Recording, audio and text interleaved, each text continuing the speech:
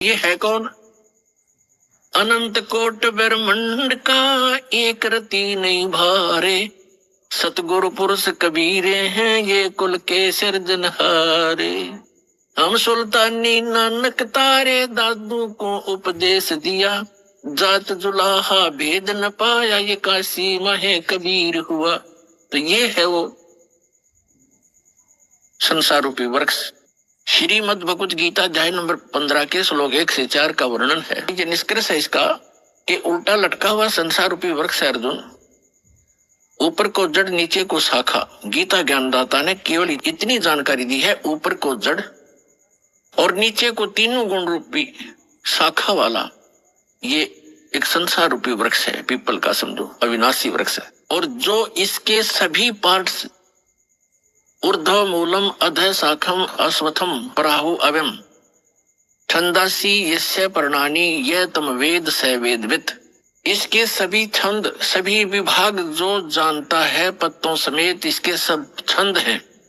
ऊपर को जड़ और नीचे को शाखा वाला ये संसार रूपी पीपल का अविनाशी वृक्ष समझो। इसके पत्ते आदि सभी छंद हैं और जो इन सभी विभागों को जानता है, सब न्यारे न्यारे बताता है, स वेदवित् वो तत्वदर्शी संत है। तो श्रीमद् भगवत गीता के इस अध्याय 15 के श्लोक 1 में जो वर्णन है कि वो वेदवित् वो तत्वदर्शी संत सतगुरु होगा, वो कौन है? जिसने ये वाणी बोली है अपने सुख संवेद में, सच्चिदानंद घन ब्रह्म ने उस तत्व ज्ञान में बोला है। तो वो सतगुरु भी वही है। तुम साहेब तुम संत हो, तुम सतगुरु तुम हंस, गरीब दास तुम्हारे रूप बिना और न दूजा अंश। तुम साहेब तुम संत हो और तुम ही सतगुरु, सच्चा ज्ञान देने वाले अध्यात्म मार्ग का यह सर्व ज्ञान, और आप ही अंश हो, तुम ही सच्चे भक्त रूप में भी आप ही एक भूमिका करें। उस परमेश्वर ने बताया अक्षर पुरुष एक पेड़ है, सरपुरुष वाकी डार और तीनों देवा शाखा है ये पात रूप संसार। श्रीमद् भगवत गीता अध्याय नंबर 15 के श्लोक नंबर 1 से 4 का निष्कर्ष है, ये ऊपर को जड़ और नीचे को तीनों गुण रूपी शाखा वाला संसार रूपी पीपल का वृक्ष अविनाशी जानो। और जो संत इसके सभी विभागों को जानता है वो तत्वदर्शी संत है और उसके पास तत्व ज्ञान है। श्रीमद् भगवत गीता अध्याय नंबर 4 के श्लोक 32 में स्पष्ट किया है, सच्चिदानंद घन अपने मुख कमल से यथार्थ ज्ञान तत्व ज्ञान बोलता है। जो परमेश्वर के मुख कमल से उद्धृत वाणी होती है वो तत्व ज्ञान है। उसके अंदर आध्यात्मिक यज्ञों का यानी आध्यात्मिक अनुष्ठानों का विस्तृत विवरण होता है और उसको जानने के बाद फिर सभी कर्मों से सभी पापों से मुक्त प्राणी हो जाता है। वो तत्व ज्ञान स्वयं परमात्मा अपने मुख कमल से ब्रह्मणे मुखे, अपने मुख कमल से बोलकर वो वाणी उच्चारण करता है। सच्चिदानंद घन ब्रह्म की वाणी में विस्तार से कहे गए हैं वो तत्व ज्ञान है। चौथे अध्याय के 34वें श्लोक में कहा है कि अर्जुन उस तत्व ज्ञान को जो गीता ज्ञान से अन्य है, उस तत्व ज्ञान को तत्वदर्शी संतों के पास जाकर समझ, उनको दंडवत प्रणाम करने से, कपट छोड़कर उनकी सेवा करने से, सरलता पूर्वक प्रसन्न करने से वो तत्वदर्शी संत तुझे तत्व ज्ञान का उपदेश करेंगे।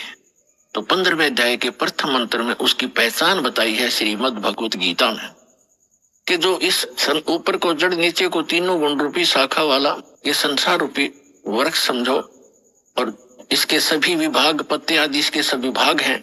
और जो संत इन सभी भागों को जानता है, सब पार्ट्स जानता है, इसके अंग भिन्न भिन्न बताएगा, स वेदवित् वो तत्वदर्शी संत है। और 15वें अध्याय के चौथे श्लोक में कहा है कि तत्व ज्ञान रूपी शस्त्र से इस अज्ञान को काटकर उसके पश्चात परमेश्वर के उस परम पद की खोज करनी चाहिए,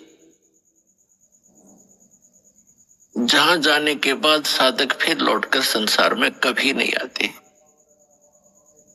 और केवल उसी परमात्मा की भक्ति करनी चाहिए जिसने सर्व ब्रह्मांडों की रचना की है, सबका रचनहार है, सर्व उत्पादक है वो। तो दास जो ये बताना चाहता था, सतगुरु आए दया करी ऐसे दीन दयाल, बंदी छोड़ वृत्तास का जठर गनी प्रतिपाल।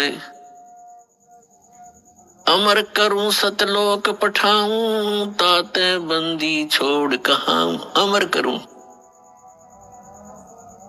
उस परमात्मा के तत्व ज्ञान के आधार से सत साधना करने वाले प्राणी वहां चले जाते, फिर लौटकर कभी संसार में नहीं आते। श्रीमद् भगवद गीता अध्याय नंबर 18 के श्लोक नंबर 62 में कहा है कि अर्जुन तो सर्वभाव से उस परमेश्वर की शरण में जा जो गीता ज्ञान दाता से अन्य है। तो उस परमेश्वर की कृपा से तू परम शांति को और शाश्वत स्थान को, अमर लोक को, जिसका कभी एंड नहीं होता, कभी नाश नहीं होता, उस स्थान को, शाश्वत स्थान को प्राप्त हो जाएगा। अपने आत्मा ये ज्ञान भगवान ने 600 वर्ष पहले बताया था। और फिर उन महापुरुषों को मिले परमात्मा आकर के, जो उनका गुण है, विधान है, अच्छी आत्माओं को मिले। आदरणीय धर्मदास साहिब जी को, आदरणीय मुल्कदास साहिब जी को, आदरणीय नानक साहिब जी को, आदरणीय दादू साहिब जी को, आदरणीय गरीबदास साहिब जी गांव छुड़ानी जिला झज्जर हरियाणा वाले को, आदरणीय गीसा दास साहिब जी को गांव खेखड़ा उत्तर प्रदेश जिला बागपत वाले को, और स्वामी रामानंद जी काशी वाले को, महर्षि को। तो उन महापुरुषों ने, स्वयं परमात्मा ने हमारे को सचेत करने की चेष्टा की कि जो साधनाएं, जो भक्ति तुम कर रहे हो और जिस भगवान को तुम परमात्मा माने बैठे हो, वो परमात्मा नहीं है। जिस स्वामी को, जिस प्रभु को आपने परमात्मा मान रखा, ये परमात्मा नहीं है। परमात्मा की परिभाषा होती है जो श्रेष्ठ आत्मा हो। श्रेष्ठ आत्मा कभी किसी को मारता नहीं, किसी की टांग नहीं काटता, किसी को अंधा नहीं करता, किसी को रोगग्रस्त नहीं करता। अब कई अनजान जो बिल्कुल माइनस जिनकी बुद्धि होती है जातम में, वो कहते हैं कि हम इस बात से चिंतित हैं कि भगवान है कहाँ। भगवान होता तो ये हालत होती लोगों की। जैसे अभी एक दुखद खबर हम सुन रहे हैं कि केदारनाथ और बद्रीनाथ के दर्शनार्थ गए हुए श्रद्धालु इन अज्ञानी आचार्यों, शंकराचार्यों द्वारा भ्रमित किए हुए वहां भगवान खोजने गए थे। और आज खबरों में सुनने को आ रहा है कि 15-20 हजार व्यक्ति मारे जा चुके। फ्लड में बादल फट गया और केदारनाथ के मंदिर का पता नहीं कहा गया, एक शिवलिंग खड़ा हो टूंड सा। तो पुण्यात्माओं, परमात्मा 600 वर्ष पहले आए, उसके बाद उनके ज्ञान से परिचित महापुरुषों ने यही ज्ञान सुनाया। और वो कहा करते थे, चारों युग में संत पुकारे और कूक कहा हम हेल रे, हीरे माणिक मोती बरसे ये जग चुगता ढेल रे। परमात्मा 600 वर्ष पहले बताया करते थे। और उनसे परिचित महापुरुष आदरणीय गरीबदास साहिब जी ने कहा है कि चारों युग में संत पुकारे, कबीर साहिब की महिमा गाई है। और कूक कहा हम हेल रे, हमने रुक के मार मार के, आवाज लगा लगा के, शोर मचा मचा के बता दिया कि हम तत्व ज्ञान और सत साधना रूपी हीरे मोतियों की वर्षा कर रहे हैं। आप इनको नहीं उठा रहे हो, ग्रहण नहीं कर रहे हो। और आन उपासना रूपी इन भ्रमित किए हुए आचार्यों और शंकराचार्यों, ऋषियों, महर्षियों, मंडलेश्वरों के द्वारा भ्रमित किए हुए आप बहुमूल्य वस्तु को छोड़कर कंकर पत्थर इकट्ठे कर रहे हो। ये आन उपासना, इन तीर्थों पे जाके मत्था टेकना, वहां दर्शनार्थ जाना, कल्याण की इच्छा करना, ये तो आपकी भूल है, बाल बुद्धि है। परमात्मा कहते हमरा ज्ञान किन्हें ना सुनिया, और ये पर भी लेन जात है दुनिया। पुण्यात्मा, हमें बड़ा दुख है कि हमारे भाई बहन वहां किसी गंदी मौत मरे केदारनाथ की इस दुर्घटना में। कलेजा मुंह को आता है। हमारी ही दशा ऐसी हो रही है उनकी इस दीनता को देखकर। कोई भूखा मर के अचानक बैठे हैं, धर्मशालाएं बह गई है, कोई सो रहा था, कोई भगवान के गुण गा रहा था, आज उनका पता नहीं कहां चले गए। तो पुण्यात्माओं, जिनके वो सदस्य मरे होंगे उनकी क्या हालत होगी। तो कैसा है ये लोग। यहां संतों ने, महापुरुषों ने बताया है। नानक साहिब जी कहते, ना जाने काल की कर डारे, और किस विध ढल जा पासावे, और जिनाते सरते मौत खुड़क दी उन्हानु केड़ा हासावे। तो पुण्यात्मा, परमात्मा स्वयं आकर के हमें ज्ञान सुनाया करते थे। इन अज्ञानी गुरुओं ने काल प्रेरित होकर अपने स्वार्थवश हमारे तक यथार्थ ज्ञान भगवान का दिया हुआ आने नहीं दिया। और कबीर साहब दुल्हा एक धानक, एक निर्धन व्यक्ति, और फिर लास्ट में एक कवि, और ज्यादा ही किसी ने उपमा दी तो एक भक्त कहकर उनकी फाइल को क्लोज कर रखा था, उनकी हिस्ट्री बंद कर दी थी, लाल को कूड़े के ढेर में डाल दिया था। इस दास को पारखू बनाया, जोरही बनाया।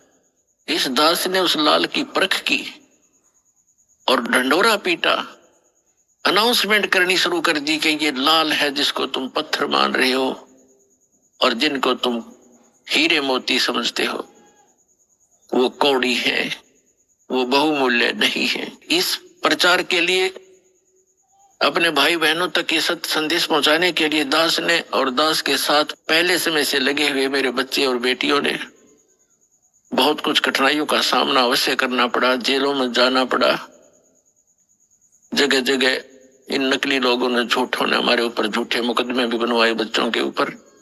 लेकिन हमें पता लग गया है कि वो अनजानपने में ये सब कुछ कर रहे हैं। जिस दिन उनको भी ये ज्ञान होगा, वो भी उसी भगवान के बच्चे हैं और वो हमारे साथ हो जाएंगे, उनका कल्याण हो जाएगा। हमारा उद्देश्य किसी की भावनाओं को ठेस पहुंचाना नहीं, हमारा उद्देश्य उनको सही दिशा देना है कि जिससे आपका भी, आपके परिवार का भी, और आपके जो इस गलत साधना करके चले गए, मृत्यु को प्राप्त आज प्रेत पितर बने हुए, उनका भी उद्धार हो जाएगा इस साधना से, जो दास बताता है। अब जैसे भावनाओं को ठेस पहुंचाने की बात जो ये मूर्ख लोग करते हैं, जो स्वार्थी करते हैं, जनता को भ्रमित करते हैं कि हमारी भावनाओं को ठेस पहुंचा दिया, इन मंदिर, मस्जिदों, गुरुद्वारों और चर्चों की पूजा को ठीक नहीं बताया, मंदिरों में जाने को गलत बताते हैं, मूर्ति की पूजा गलत बताते हैं, केदारनाथ, अमरनाथ, इन धामों और तीर्थों पर जाने को गलत बताते हैं, ये हमारी भावनाओं को ठेस पहुंचाते हैं।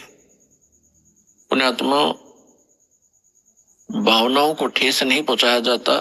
यदि किसी के पास यथार्थ ज्ञान है और उस ज्ञान के आधार से कोई ज्ञान बताता है, वो तो ऐसा है जैसे बच्चे होते हैं, छोटे छोटे बच्चे, अग्नि जल रही होती है और बच्चा उस अग्नि की भट्ठी की तरफ चलता है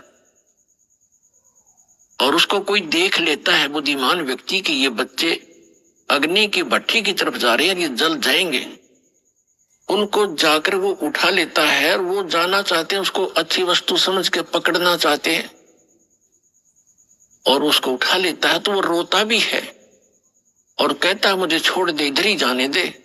उसकी भावनाओं को वहां ठेस पहुंचाना अनिवार्य था। यदि उस भावनाओं को ठेस नहीं पहुंचाया जाता तो जल के मर जाता वो बालक। तो दास का प्रयत्न यही समझो कि यदि आप इसको भावनाओं को ठेस समझते हो तो ये इस प्रकार की भावनाओं को ठेस पहुंचाना दास की मजबूरी होगी, क्योंकि दास इस मार्ग से परिचित हो चुका है और जहां तक पार बसाओगी आपको वहां नहीं जलने दूंगा उस आग के अंदर। अपने आत्मा, परमात्मा आकर बताया करते थे कि जिन धामों की आप पूजा करने जाते हो, इन धामों की कुछ कम से कम तुम स्थापना देखो कैसी हुई है, इन तीर्थों की ये स्थापना कैसी हुई, और फिर ध्यान से सोचो, विचार करो। आज बालक नहीं हो, आप शिक्षित हो, उनके इतिहास, उनकी जीवनी हमारे पास उपलब्ध है, उन्हें विचार करके ग्रहण करो, उनको त्याग दो। देखो जितने भी तीर्थ है, धाम है और जितने भी ये पवित्र स्थल हैं, आदरणीय है, ये आदरणीय यादगारें हैं, लेकिन वहां जाने से मोक्ष नहीं हो सकता। आपको बहुत बार बताया है, परमात्मा भी आकर स्वयं बताया करते थे और कहा करते थे कि इन धामों पर जाने से आपका मोक्ष नहीं, उल्टा पाप और जीवन नाश ही आपका होता है। आप